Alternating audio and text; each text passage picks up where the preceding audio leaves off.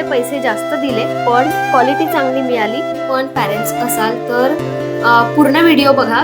High and welcome back everyone. Very good morning. I hope तुम्ही सगळे मस्त आणि मजेत असाल. आणि या पावसामुळे ना माझं 4 दिवसापासून काम अडलेलं आहे. कंटिन्यू पाऊस चालू आहे, थांबतच नाही आहे. माझे बघा हे ग्रे हेअर झालेले आहेत असे, आणि नेहमी मी कलर यूज करते तर तुमच्याशी शेअर करत असते. पण मागेही मी म्हटलं होतं की मला असं काहीतरी पाहिजे जे थोडं हर्बल किंवा नॅचरल असलं पाहिजे. तर मी नॅचरल हर्बल मेहंदी ऑर्डर केलेली आहे. आणि मेहंदी म्हटलं की बघा थोडं केसांवर थिक लेअर लागते आणि ती जास्त वेळ ठेवावी लागते. कलरचं कसं आहे, एक तर तो थिक नसतो आणि 15 मिनिटात वॉश करू शकतो. सो मला असं झालंय की जर मी ती मेहंदी लावली आणि खूप वेळ राहिल्यानंतर माझं डोकं नको दुखायला, कारण माझा हा प्रॉब्लेम आहे. जर असं पावसाळ्यात किंवा हिवाळ्यात खूप असं मेहंदी, आता तर मी खूप वर्ष झाले नाही लावली, पण खूप अशी मेहंदी पण नाही आहे. तो ॲक्च्युली कलर प्लस मेहंदी असं मिक्स आहे. सो मी तुमच्याशी ते शेअर करते. त्याचसोबत आणखी काही प्रोडक्टही मागवलेले आहेत. सो म्हटलं चला आज काही घाई नाही आहे. रियांशची आंघोळ झाली आहे, तो टी व्ही बघतोय, माझी आंघोळ व्हायची आहे. आणि आज आम्ही दोघंच जण घरी आहे, त्यामुळे नाश्ता पण आम्ही ड्रायफ्रूट लाडू खाल्ले. आणि काल रात्रीची खिचडी होती, ती मी तडका दिली. रियांशला परत भूक लागेल मला माहिती आहे, थोड्या वेळाने ती खिचडी पण देऊन देईल. सो म्हटलं चला खूप घाई नाही आहे तर आपण जरा आपल्याकडे बघूया जरा हे जे ग्रे हेअर वगैरे झालेत. प्लस माझी किट्टी पण आहे 2-3 दिवसांनी. सो चला कलर करते. सगळ्यात आधी तुम्हाला मी काय काय प्रोडक्ट ऑर्डर केले हे दाखवते आणि वापरल्यानंतर परत एकदा मी शेअर करेल बरं का, कारण मी फर्स्ट टाईम वापरत आहे, फर्स्ट टाईमच मागवलेले आहे. जर मला रिझल्ट चांगला आला तर परत तुमच्याशी ते प्रोडक्ट किंवा ते सगळं शेअर करेल. चल, तर यामध्ये मी ब्लॅक, ब्राऊन आणि बर्गंडी असे तिन्ही कलर मागवलेले आहे.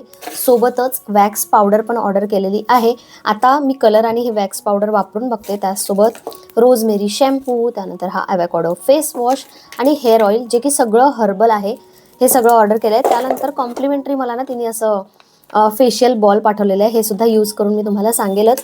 सोबतच HD पावडर आहे, त्यानंतर ही 1 स्टेप फेशियल ग्लो आहे आणि बाकी रियांशसाठी मी मागवलेल्या काही गोष्टी आहेत त्या मी तुमच्याशी नंतर शेअर करेल.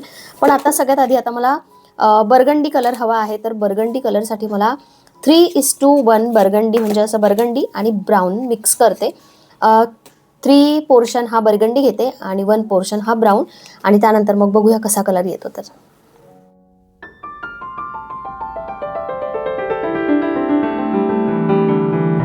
2-2.5 वर्षानंतर आज मेहंदी लावते. केसांना ट्रीटमेंट केली होती तेव्हापासून मेहंदी लावूनच सुटली. पण म्हटलं आता कधीतरी कलर लावायचा, कधीतरी मेहंदी लावायचं, असं करूया. आणि हे जे मी सगळे प्रोडक्ट्स मागवले आहेत ना, त्यांचं नाव मी मेन्शन केलेलं आहे, प्लस त्यांचा नंबर पण मेन्शन करते. म्हणजे तुम्हाला जर मागवायचं असेल तर तुम्ही इथून मागवू शकता. आता हे वॅक्स पावडर पण मला यूज करून बघायचं होतं. थोडं पाणी टाकून त्या पावडरमध्ये ते मिक्स केलं आणि असं पायावर लावून घेतलं. 10 मिनटं ठेवलं आणि 10 मिनटानंतर सगळे हेअर असे रिमूव्ह झाले. खूप इझी आणि पेनलेस प्रोसेस होती, म्हणजे छान वाटलं मला. आता पायांवरचं तर झालंच आहे, तसंच मी हाताचं पण करून घेते. विदाऊट पेन छान असं हँड वॅक्स, लेग वॅक्स करून घेतलं. आणि हातांना ते क्रीम लावल्यानंतर ना मी चेहऱ्याला जे फेशियल क्रीम मागवलं होतं ते सुद्धा लावून घेतलं. आता 10 मिनटं झालेले आहेत. हात मस्तपैकी वॉश केलेले आहेत बघा मस्त. आता याला थोडंसं लोशन लावून घेते आणि तोपर्यंत चेहऱ्याची छान मसाज करते. 10 मिनटं झालेत आणि त्यानंतर मग हेअर वॉश करते. थोडे केस ड्राय झाल्यानंतर दाखवते की कसा कलर आलेला आहे. लेट्स. मस्त असा बर्गंडी शेड आला आहे. ऊन पण नाही आहे आणि केस ड्राय पण नाही झाले, त्यामुळे तो तेवढा क्लिअर दिसत नाही आहे, पण छान कलर आलेला आहे. आणि पाऊस आहे त्यामुळे केस काही लवकर सुकणार नाही, म्हणूनच हे मी फिलिप्सचं हेअर ड्रायर वापरते. खूप वर्षापासून वापरते आहे, व्यवस्थित चालतं. 3 मोड्स आहे यामध्ये, फर्स्ट, सेकंड, थर्ड. आणि सेकंड याच्यावर छान हे केलं ना तर तेवढं गरम नाही लागत, म्हणजे तेवढी हीट नाही लागत आणि केस पण ड्राय होतात. तर पटकन हे मारून घेते. आणि उन्हाचं तर माहिती नाही मला, पण व्यवस्थित सुकल्यानंतर ना परत एकदा तुम्हाला दाखवते. उशीर तर झालाच आहे आणि अश्विन ना ऑफिसच्या कामासाठी बाहेर गेलेले आहेत. आता नाश्ता तर आम्ही कसा तरी ॲडजस्टमेंट केली. आणि आता जेवणात काय करायचं, अश्विनचा फोन आला. त्यांनी नाश्त्यामध्ये पुरी आणि भाजी खाल्ली, तर पुरी खायची इच्छा आहे रियांशची. आणि जे चणे आहे ते पण मी ऑलरेडी बॉईल करून ठेवले होते त्या दिवशीचे, पण जास्त नाही बनवणार. 8 दिवसातच रियांशची एक्झाम आहे. ठीक आहे, 3-4 पुरी बनवते, एखादीच मी खाईल, जास्त काही मी खाणार नाही. पाऊस चालू आहे, एक्झाम आहे, पाऊस तर थांबायला तयार नाही आणि याला जायचं आहे बाहेर. बघा छत्री घेऊन बाहेर जायचं आहे. अश्विन गेले ना, तर त्याला 10 रुपये देऊन गेले आणि 10 रुपये काही त्याच्या हातात राहत नाही आहे. काय आणू सारखं चालू आहे. चला आता मी मस्तपैकी पुरी आणि भाजी बनवते. असं कोणाचं तरी ऐकलं ना, जसं की माझं ऐकून तुम्हाला पण असं थोड्या वेळासाठी वाटतं. जर ऐन स्वयंपाकाच्या वेळी जर आपण असं काहीतरी बघितलं ना, तर आपल्याला खायची इच्छा होती. तसंच झालं. आता छोले नसले असते तर मग काही प्लॅन नसता, पण म्हटलं चला आहे तर छोले पुरी बनवायची का? बनवायची. शेजवान राईस नाही रियांश, नाही तो मसाला पण नाही. जा, तुला जे आणायचं ते आण, व्यवस्थित जा आणि पटकन ये, ठीक आहे. मस्त टम्म फुगलेल्या पुऱ्या आणि छोलेची भाजी.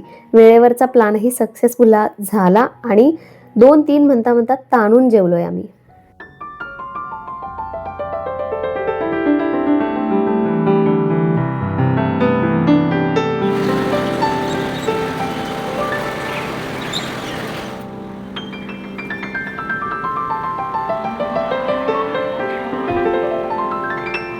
पक्षी पण बिचारे कावरे वावरे झाले. पाऊस जरा जोरात चालू झाला. मी बाहेरच होते, तेवढ्यात ते पिल्लू तर नाही आहे, उडतंय व्यवस्थित, पण मला वाटलं की थांबावं जरा, म्हणजे पाऊस आहे तर. पण मी डोअर बंद केला तरी पण ते उडून गेलं आणि मला ना झाडांचं टेन्शन आलं आहे आता. पाऊस असं नाही आहे की नेहमीच जोरात पडतोय, आत्ता फक्त जोरात आहे, पण त्या झाडांना सारखं पाणी लागते आणि झाडं सडतील की काय, खराब होतील की काय, खरंच मला टेन्शन आलं आहे. उद्या सकाळी पहिलं मला ते काम करावं लागेल. नाही त्या बाल्कनीत तर ॲटलिस्ट या साईडनी सगळी झाडं लावते आणि झालंच ना तर वरच्या साईडनी काय ॲडजस्टमेंट करता येते. म्हणजे पावसासाठी काय करू मला समजत नाही. वरती आमचा शेड लागणार नाही आहे, आज नाही, कधीच नाही लागणार, कारण वरती ते AC युनिट आलेलं आहे. काय माहिती ते शक्य होणार आहे नाही होणार आहे शेड लावणं, पण काहीतरी ॲडजस्टमेंट मला करावीच लागेल. उद्या सकाळी बघूया काय करायचं. आणि आज खरं सांगायचं तर ना खूप टाईमपास केला, काहीच केलं नाही. जेवल्यानंतर मी पुरी नाही खात असं म्हटले होते, पण ती एकदा खाल्ली ना की मग काही राहवल्या जात नाही. आपल्या जिभेचे चोचले असतात. साधं दिलं तर साधं पण खातो, पण एकदा का जिभेला ते लागलं ना की मग काही राहवल्या जात नाही.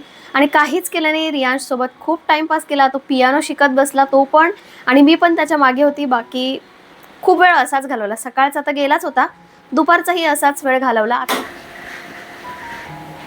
त्यामुळे भजी तर खाऊन झाली होती आणि मक्याचं कणीसही भाजून खाऊन झालंय. पण हे असं ना सारखं रील्समध्ये दिसतंय. आता ते बॉईल करून घेतलंय, मसाला बनवून त्यामध्ये मस्त ते टाकायचे आणि मस्त चटपटीत अशा तयार होतात. आता रियांश आल्यानंतर मी ते करेल, कारण तो गेलाय खेळायला. तोपर्यंत जरा फ्रेश तर झाली आहे. मॉइश्चरायझर लावलं होतं मी आणि केसही विंचरून घेते. केस जरा थोडे रट वाटायला लागतात, म्हणजे थोडे रफ वाटतात. मेहंदी कारण राहते त्यामध्ये, पूर्ण ती निघत नाही शॅम्पू केल्याशिवाय. आय होप शॅम्पू केल्यानंतर आणखी थोडा कलर पण दिसेल आणि केस पण जरा सॉफ्ट होतील. त्यानंतर मला किट्टीची थोडी तयारी करायची होती, थोडे गेम्स शोधायचे आहे. 2 दिवसानंतर किट्टी आहे. आणि हां, मी एक 3रा स्कर्ट मागवला आहे, तो पण आला आहे, तो दाखवते तुम्हाला. तर काय बनवायचं सगळ्यात मोठं टेन्शन तर हे असतं, म्हणजे सगळ्यांना आवडलं पाहिजे, झटपटही बनलं पाहिजे, म्हणजे सारखं किचनमध्ये जाऊन बनवायची गरज नको असं मला वाटतंय. 3 वर्ष झाले, 3 वर्षात मी एकदा पावभाजी प्लस स्वीट काहीतरी असतंच, त्यानंतर पुरी भाजी, आणखी काहीतरी एखादा स्नॅक्स, आणि मागच्या वर्षी मी बिर्याणी प्लस पापडी चाट असं बनवलेलं होतं. तर यावर्षी पण माझ्या डोक्यात आहे, पण थोडंसं सामान आणायचं होतं. हा पाऊस काही बाहेर पडू देत नाही आहे, तर झालंच तर मी उद्या सगळं सामान आणून ठेवेल. आणि असं वाटतंय जरा काहीतरी वेगळं करावं, चॉकलेटपेक्षा असं काहीतरी गिफ्ट द्यावं, की वस्तू द्यावी. म्हणजे माझ्याकडे आहेत ऑलरेडी, तर जरा ते रॅप करून ठेवते. चॉकलेट प्रत्येक वर्षी चॉकलेटच होतं. जरा 2-3 गेम खेळले की 2-3 गिफ्ट मी रॅप करून ठेवते, म्हणजे छानही वाटेल आणि काहीतरी वेगळं वाटेल. सो चला पहिले आता जरा केस विंचरते छान.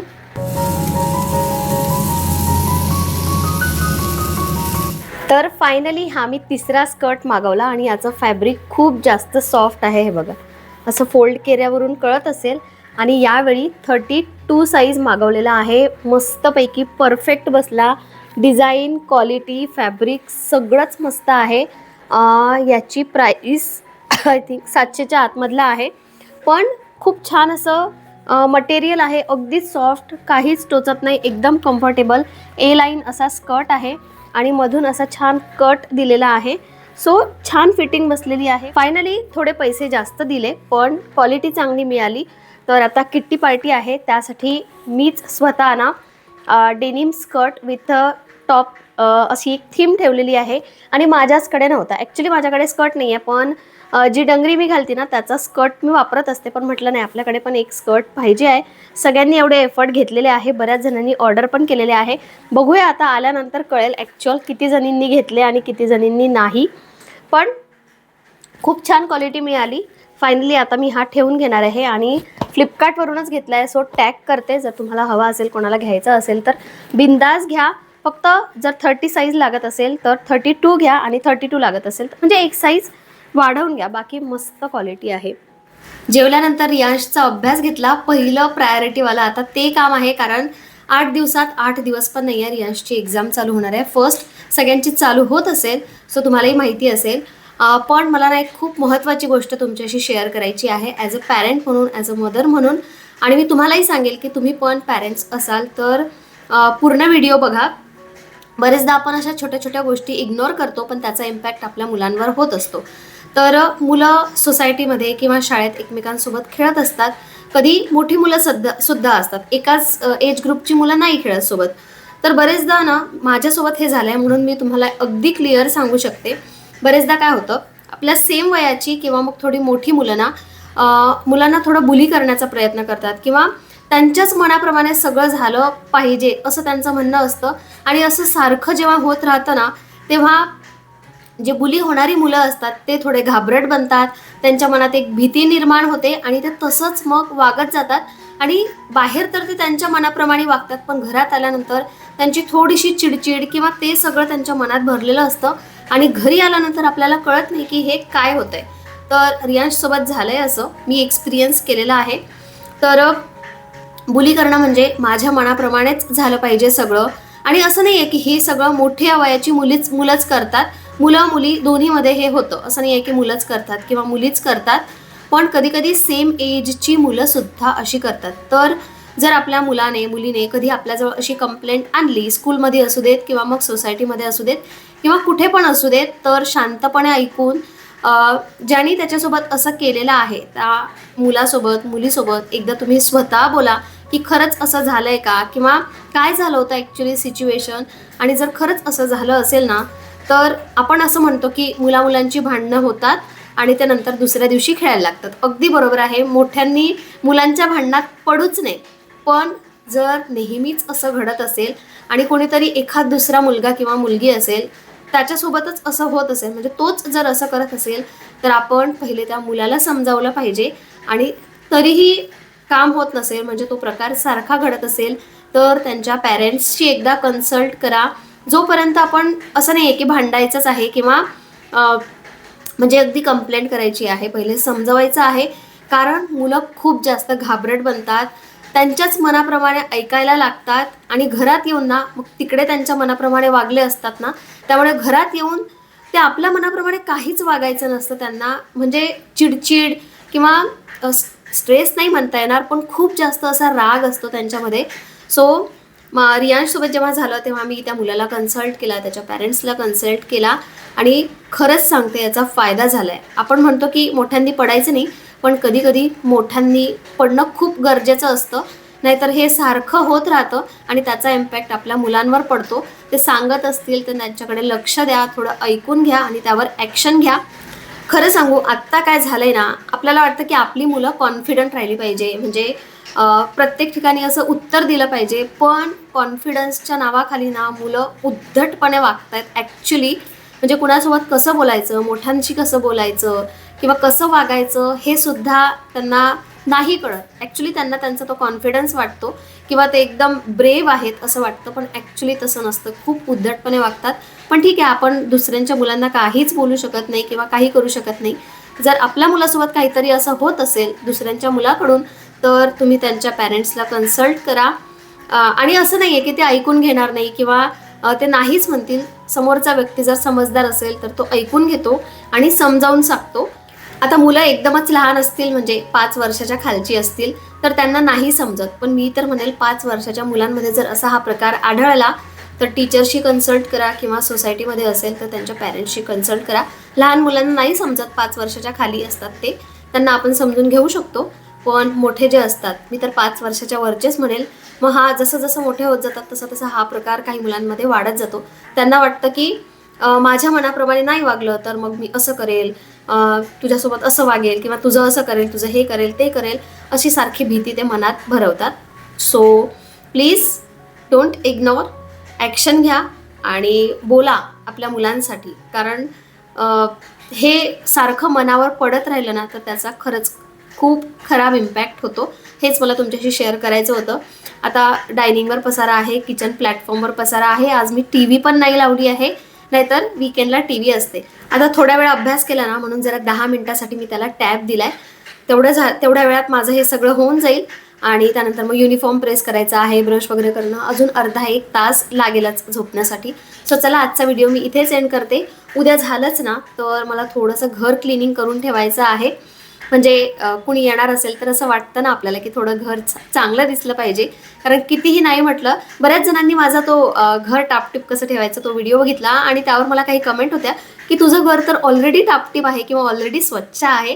पण असं नसतं, ते मी रोज काही ना काही करत असते त्यासाठी, म्हणून ते तसं दिसतं आणि म्हणून ते टापटीप वाटतं. तेच मी त्या व्हिडिओमध्ये शेअर केलं होतं. असं नाही आहे, माझ्याही घरात कधी तुम्ही अचानक आला तर अचानक पसारा दिसू शकतो, धूळ दिसू शकते, कधी कधी तर इथेच धूळ असते. खोटं नाही सांगत मी तुम्हाला, आत्ता नाही आहे पण इथेच मॅक्सिमम टाईम धूळ असते, कारण मी हे स्वच्छ करत नाही मॅक्सिमम टाईम. पण असो, चला आता उद्या आम्ही बहुतेक क्लिनिंग करेल, कारण 1-2 दिवसांनी किट्टीची तयारी करायची आहे. सो चला, बाय.